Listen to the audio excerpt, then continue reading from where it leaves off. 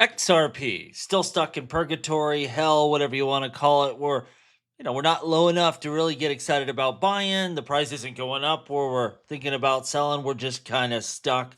We always got to work through these levels, and we'll get by it. Big speech by Brad Garlinghouse, Ripple CEO, says what we are witnessing right now is the rewiring of the global financial system. He was talking at Pantera Capital's blockchain summit.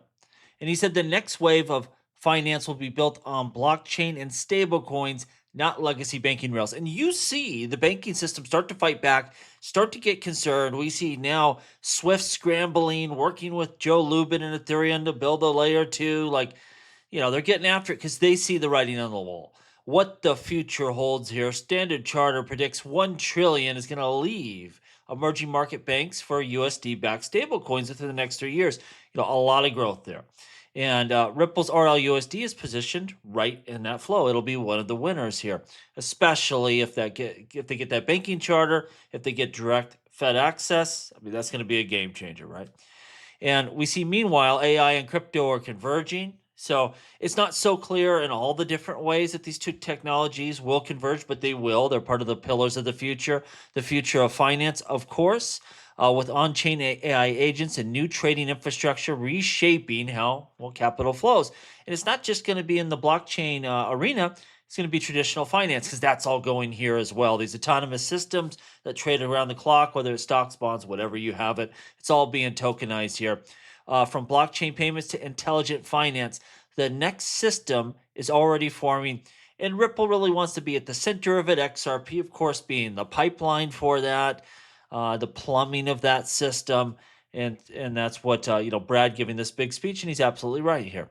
I saw this by Cointelegraph just a day ago. XRP retail sentiment has turned deeply bearish, reaching its highest FUD levels in 6 months. I did this little poll here. Are you bearish? And 71% said no.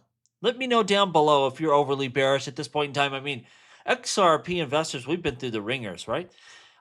This is nothing. When we look at the price, $2.80, it's higher than it has been at any point in history of our lives for all but just a very small amount of time.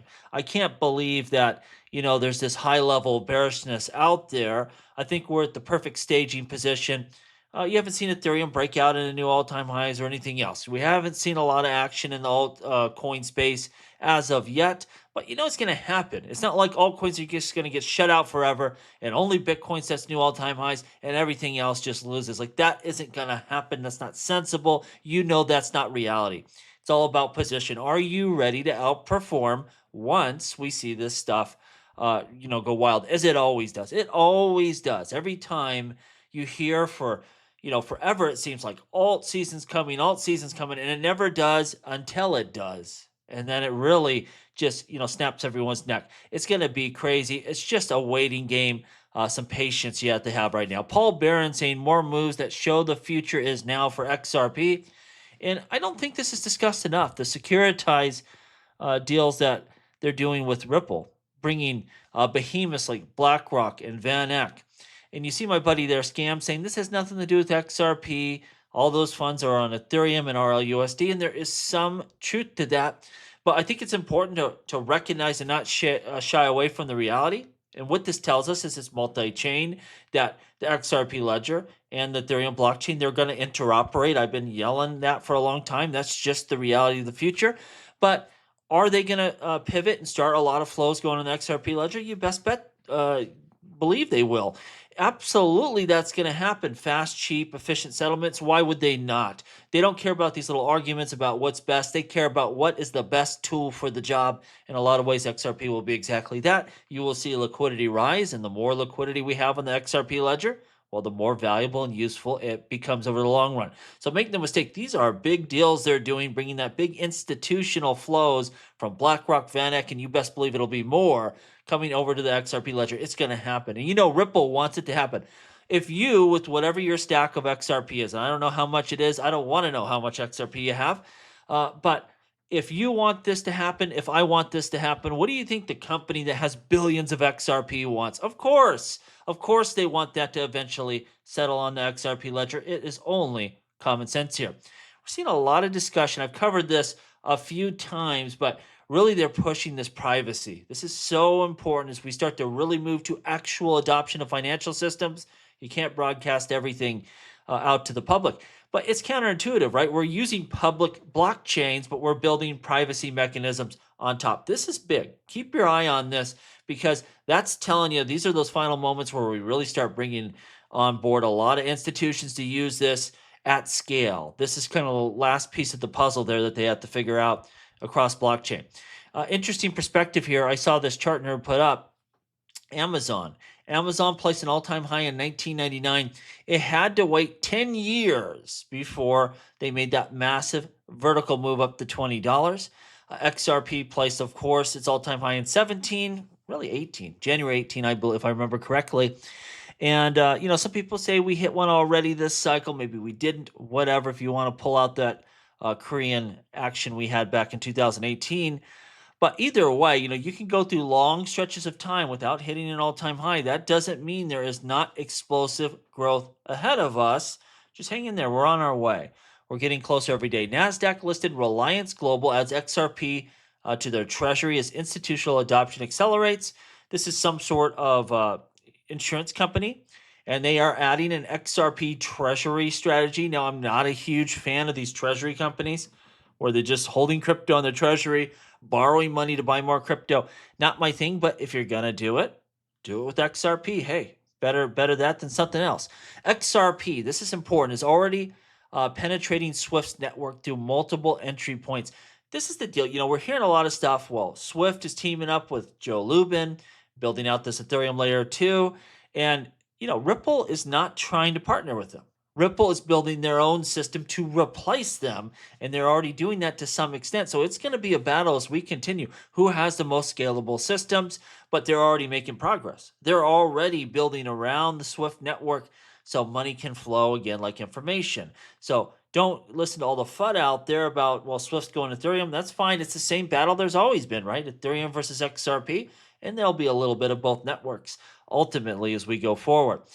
Dollar distrust is driving gold and Bitcoin rallies, and a lot of that has to do with these global currencies, whether it's Bitcoin, Ethereum, XRP. We don't trust the financial system. We need to have fixed supply money, good sound monies, and that is a big driver of value. And it's not just the U.S. dollar; it's shaky globally, and so you can see a lot more people flee to these global currencies, these decentralized networks to store their value, to send transactions, to receive value. This is all part of the big driver here. And it's never been a better time to have something counter to fiat currency because it just keeps getting worse and worse and worse. The debt is higher than ever, and next year it'll be higher than the next. Whoever the next presidential candidate is, they'll promise to fix a lot of stuff and they'll fix nothing. It will just keep going higher and higher and higher to no end until it blows up. So this is going to mean that people will continue to flow to these decentralized currencies over time. This is interesting. Keep an eye on this. Why circular AI deals among OpenAI, NVIDIA, AMD are raising eyebrows. If you've been paying attention to this, essentially what's going on, NVIDIA, they will invest in OpenAI, and then OpenAI buys chips from NVIDIA. Then they take some money and invest in AMD, and you have this same money sloshing around. It can be an indicator of end stage, of these growth cycles when it's getting out of hand. You've seen stuff like this in the .com era and all sorts of different eras where some of this silliness is going on. That, along with also, I thought GPT-5 was underwhelming. I think in general, a lot of the AI systems are becoming less capable, and it's not because they're not advancing. It's because of the cost to run them, right?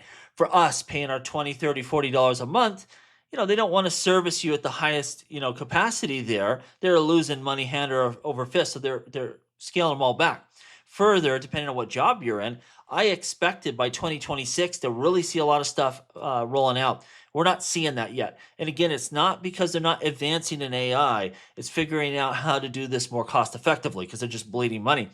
What I'm getting at with that, also with this, what we see happening with the circular financing, we could run into a buzzsaw. And if we do so, we see the tech sector, pull back a little bit. We see some disruption because of this AI issue.